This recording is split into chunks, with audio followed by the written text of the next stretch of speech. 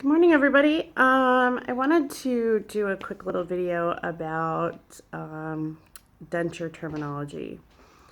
I was super overwhelmed at first, and when I joined some online support groups before I had even started my journey, I saw a lot of terminology I didn't understand.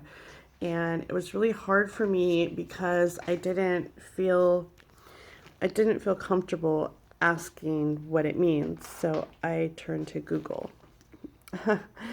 And it was really hard at first because, people would talk about all this stuff and I didn't know what it meant. So it was kind of frustrating on my end. And I think no matter how old you are, when there's something you don't know about already or you kind of feel like you should know it already, it's really hard to ask the question. It kind of makes you feel dumb, and so you don't want to ask. Um, if you're just if you haven't started your journey yet, and you're looking for answers or you're in the very beginning process, there's a few things that are kind of good to know. So there's a difference between a dentist and a denturist. A denturist makes dentures, deals with dentures. I have a dentist where I go to see my oral surgeon. So it's two people. And then I go to a denturist who actually has their own lab, and they are the ones making my permanent set and only working with my denture part of it. Eday. What the heck was Eday? I did not get that at the beginning. I didn't put two and two together. Extraction day. That's Eday. And so you wouldn't really put it together unless you knew already. A lot of people use it shortened up Eday for extraction day. That's the day they move to the other side of the journey from the buildup. They mark it from the day they had their extractions, which is Eday. I didn't know that. I didn't know the difference between an immediate and a temporary. I didn't even know temporaries were a thing until I got in and I started talking about it. So an immediate is the same thing as a temporary. A temporary denture is something that they put in your mouth right after you get your extractions on Eday, and they are there to act at, well, for one, it gives you teeth right after you get your teeth pulled. So that's kind of a really cool thing, and that's what I wanted. I didn't want to go without teeth for so long. So the immediates work as a pressure bandage also. They stay up in there and kind of help they help protect what you just got extracted. They help keep the blood clots safe and all of that good stuff. So they're really great. It also just helps you start getting adjusted to dentures right away. It helps form your gums as they're healing after your extraction. So they're really, really awesome. I love them, but there was a difference in just regular standard dentures. I didn't know there were different options. So immediate dentures and temporary dentures is the same thing. There's something that you have until you're already healed up and ready for a permanent set. Permanent set is something that they do that they wait until your gums are healed up. So it's less shrinkage, which means less chance of needing adjustments. So that's really cool. But that's the difference between an immediate denture or a temporary denture and a permanent denture, is that permanents are after your gums are healed and immediates are meant to go in right after you get extractions. They're going to be loose. You're going to have some fitting issues, just, getting, different things while your gums are getting accustomed to the change. So when it comes to immediates or temps and change, I didn't know what a soft reline was. I didn't know what a hard reline was. I was flipping I had no idea what that meant. So a soft reline, it can go in your temporary or immediate dentures or your permanent dentures. It is a soft rubber lining that goes on the inside of your dentures. It can be made of all different material. I like Denture Fit because it is something I can do at home, and it's something that is really customizable to me. So I really like it. Um, I think that I don't the dentists charge all different prices for it. Some come with packages, some don't, but it can go in your upper and your lower, and it's basically a soft rubbery liner that goes on the inside to help the fit of your denture, but also help for comfort, meaning that it's a nice conditioner between, and some call it a gum conditioner. It's just something soft between you and your denture. So that acrylic or plastic can be kind of rough on the gums. So it's always good to have a liner in there to protect your gums.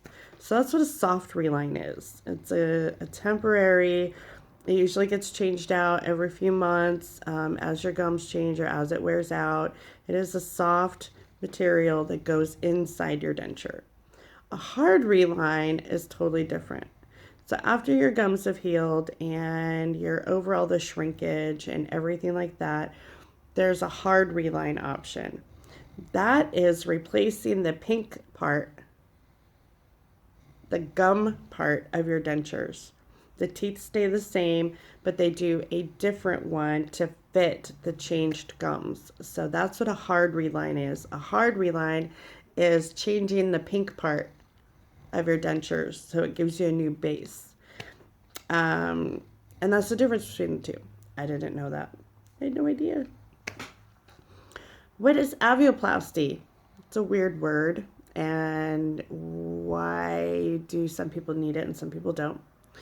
Aveoplasty is something that they do rather at the time of your extractions or after if they think that you need it. It is where they open up your gum and they just sand down the edge of your gum to make sure that there's no protruding leftovers after your extractions, because sometimes when they pull the teeth out it can leave the socket jagged, and that makes for not a very comfortable fitting denture. So aveoplasty can be done on the top or the bottom, and it's where they just go in and they make sure that your gum is smooth. It doesn't hurt a lot. It's got a really quick recovery rate, and it's really simple. So it's not a major thing. I have been yawning all day, and I've tried this video 2 times, so if I yawn, I'm really sorry. So aveoplasty, and it can be done at your time of extractions. They might do it right there, and they might not. They might just wait and see if you need it or not. That's what happened in my case. Dry socket. Ouch. I've never had one, but they are uncomfortable. If you think you might be getting one or you do have one and you haven't seen your dentist, do.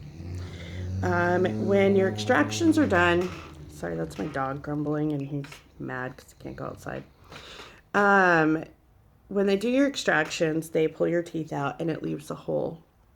So with time, what happens is a blood clot forms to protect the bone under there, and it starts filling in the tissue, and eventually it will close up. So it's basically like slowly filling a hole with tissue. So in the very beginning, week or 2 weeks, if for some reason that blood clot gets dislodged from using a straw, brushing, eating, whatever causes it, if that blood clot comes out too soon, it'll expose the bone under there, and that is where the nerves are, and it's really painful. So if you think that if you're experiencing pain in one area specifically after extractions, you want to get it looked at right away. If it's excruciating pain, nothing's taking it away, you want to talk to your dentist or your medical professional, whoever that might be. So that's really important. They're very painful, so that's another reason why immediate dentures are really great, because it protects those sockets in there and you have a less chance of getting a dry socket. Dry socket meaning that there's no blood clot in there to protect it. I think that was the most important things I wanted to talk about today, or just right now. I might have more later. But just what an immediate denture is, a permanent denture. There's also a partial. Partials are something that is where, if you still have some teeth left here or there and you just need a few teeth replaced, it'll have a clasp on it and it will basically fill the gap and hook to your anchor teeth. So they can be done top and bottom.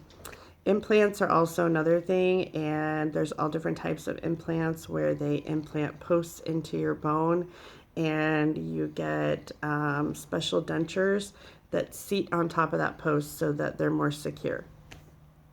There's a lot of different types of dentures out there, and I can't remember. I tried to write down some questions about it, but I can't find a piece of paper. So if somebody has questions of what certain things are, let me know. But it comes through your journey. You start to learn that kind of stuff. You know, there's different types of adhesives. Adhesive is something that you put in your denture to stick to your gums. I know it's pretty simple, but I didn't understand it all. A denture bath is just a little cup that you put your dentures in at night, and that's where you do your soaking and your cleaning. There's a difference between a toothbrush and a denture brush. Denture brushes are specifically for dentures, but I found them to be really harsh, so I don't use them. I just use a soft bristle toothbrush. Denture toothpaste. It is a thing. Regular toothpaste can scratch your dentures, so you don't want to use them. You want to use something specifically for dentures, like the tablets. They sell a denture toothpaste. So there's all kinds of different stuff out there that you start to learn through the journey. If you haven't picked it up yet, it's totally okay. It'll come. It definitely will come. So just remember that not to get overwhelmed, and there's all different types of products out there that you can use. I personally love my personal products, and what's working for me is working for me. There's all different types of denture tablets, which are what you soak your dentures in. Some are just like a 3-minute, some are overnight, some are for stains, some are for smokers, some are for coffee drinkers. There's a huge market out there for all this different stuff. So just shop around, look around, and you don't have to know it all right at the beginning, but a consult is something that you have with your dentist or your oral surgeon to kind of get a plan. I recommend knowing your insurance, knowing, looking into your dentists. Make sure that you do your research and that you know, that you're comfortable going to the dentist that you're going to, that they have good reviews, that they care about their patients, that they don't just send, you know, patients out the door with ill-fitting dentures. That's really important. There's impressions. I forgot. Impressions are something that you do. You can do them before you get your teeth extracted if you're doing immediate dentures. And you can do them after you get your extractions for your permanent dentures. You go in and they have a long process of doing trays in your mouth with a putty-like substance that is not super comfortable, but it's not bad. There's what they call your bite, and that's how your teeth line up, your bite. Some people have an overbite or an underbite like me. I have a little bit of an underbite. And it depends on, you know, how my dentures are fitting that day, how prominent it is, but it's not super bad. So you'll do impressions with your dentist or your denturist. Some people use on-site labs to make their dentures, and some people use off-site labs. A denture tech is someone who's going to help you do those impressions. Your denturist is the one that's going to come and actually do the fitting and making sure that everything is right. So there's wax bites, there's all kinds of different things involved in it. But if you don't know all of that stuff, it's totally okay. It does come with time. And if someone has questions on what something is, please post it in the comments. I would love to answer your questions on what certain things are. There's no shame in asking a question here. So if something has got you just curious or you don't know what it is and you'd like some more clarification, I've done a ton of research. So please feel free to bomb the comment section with questions. I don't mind. So if I can answer anything, I'd be more than happy to. And if I don't know the answer to it, I'll try to find it for you. I think it's kind of cool to know all this stuff and kind of dig into what, what dentures are made of and, the whole process. My dentures are an alternative material, more of a plastic, and most dentures made through your denturist or your dentist or your lab are made with acrylic, and that's what the base is made out of. And the teeth are usually made out of porcelain that I've found, but they can be made from other things too. So anyway, that's it for right now. I hope it answered some questions, and I'd be more than happy to answer some more later on. So have a great day, you guys.